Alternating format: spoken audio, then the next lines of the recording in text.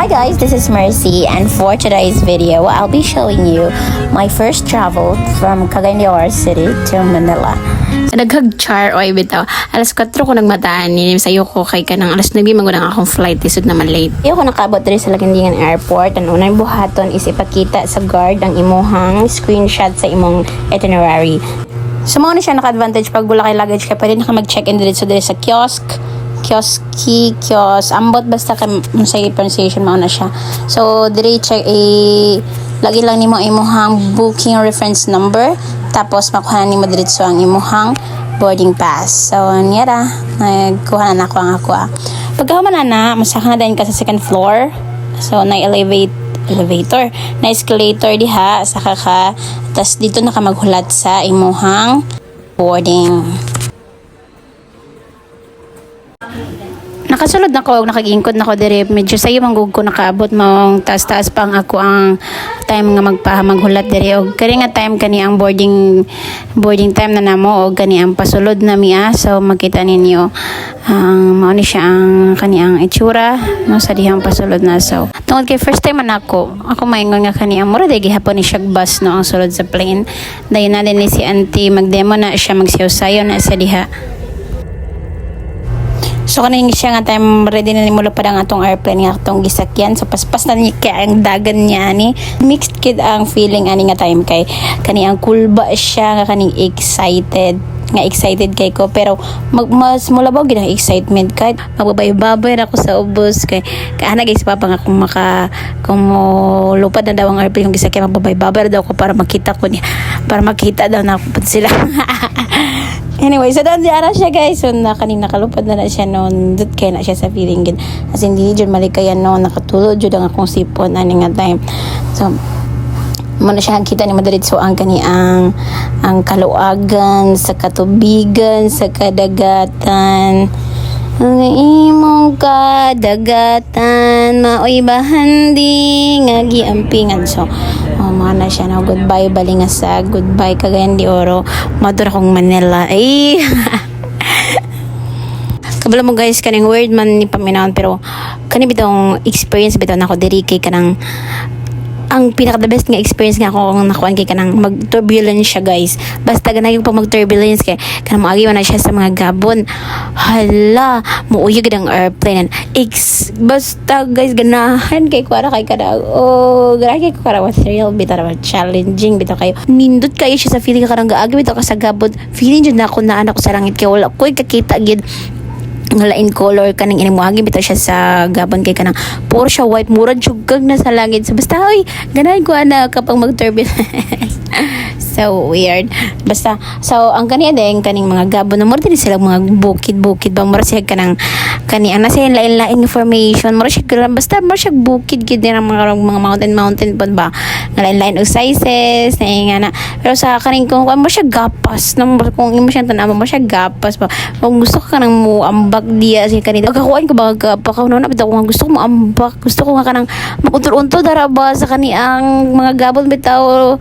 Bas gusto ko sa feeling ba matamo kataan makasakay katana siya nga day kay kani ang cloudy day ni siya bantog ingani, pero basta oy ganay ko ani. Diya kani wa ko expect nga mabot na makaingkod ko diri sa window seat no kay kani wa ko kabalo kung asa akong seating assignment. But sa dihang papangutanan ako dadto ang kani ang mga employee dito sa ground sa kaning lagindi kanang anak ko na call kaning ay cool naman kanang sir pwede mangutanan asa man siya nga side kani ang ako ang na-assign nga seat ano siya nga ari ang dapit sa kaning bintan ako na hala diya basta nakanalipay ko nakasinggit gid ko ato oy mana na kay ko na daghan ko mga na-istorya dani. So balik ta nga side makita na nato ang kani ang kaluagan sa Manila no na anak kong Manila. So pa landing na ang airplane nga tong gisakyan dani. Namong sabara na si Uncle Pilot din ha.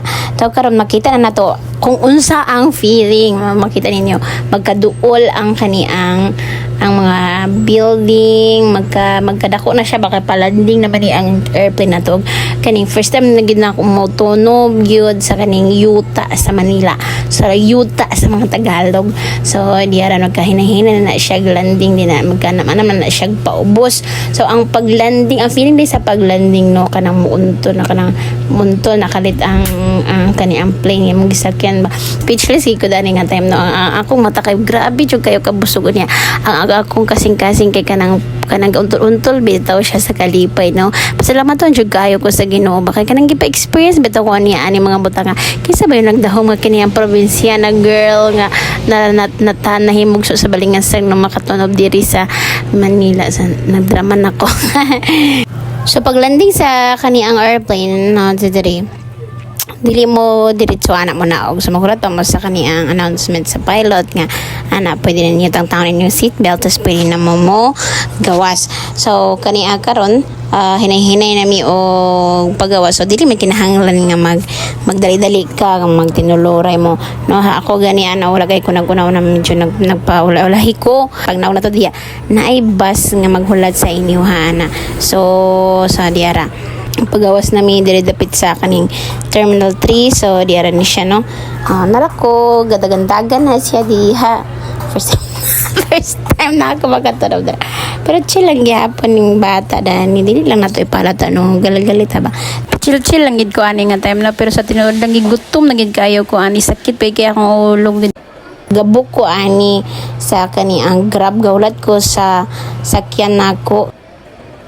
Pero joker ba kani siya nga time guys gahulata ba ako ana gutom na kay ko ana nangunta na pagid ko sa mga naa dira nakatindog bitaw unsaon ang Grab pag kani ang book sakto ba ang akong pagtuplo kun ana na joker kay ni kay kanang na culture shock ko guys kay kanang kailangan man din ako magtagalog niya ang ending gipangutanan ako sila Bisaya na ako na uy pastila na naman dai kog Manila. So diara di switch ko kalit sa akong lengguwahe no. So nakatagalog ko og ahat nga wag ko pwede ba itong sakyan wa na gito nagkasikot na gito ang ako ang tinagalog.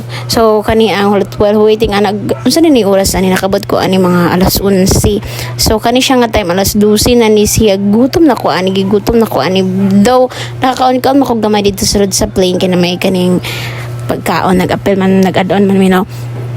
Pero gani nga time gigutom lahi ra gid ang kanon kay sakit jud kay akong ulo ani nga time panggawas ko ani tapos nangutanahan ko sa kaniang kauban na ko nga nagtindog po dito dapit sa gawas ba so po ko ning gawas ani na po nagtindog niya gitudluan ko niya siya nga ay hindi ka pa nakapag-book. Sabi ko pwede mo kong turuan paano itong gamitin siya nga kaniang first time ba dito sa Manila. Sabi ko oo first time ko ngayon pa lang ako nakarating dito kita na niya ako ang app na. So ano siya na hindi ka pa nakapag-book ito yung tuplokin tuplokin ito yung and then i-click mo yan sa dudluan ko niya guys na kaniang mo to nga manday na ang naong sa imuhang driver tapos ang ngalan pod sa imuhang driver og ang color sa iyang sakyanan. So kato ako kay kaniyang black Suzuki na sakyanan 4-seater siya. Nabayaran is 485 man siguro. Nakasakay na ko ano nga time guys naabot na ang ako ang gibok nga Grab.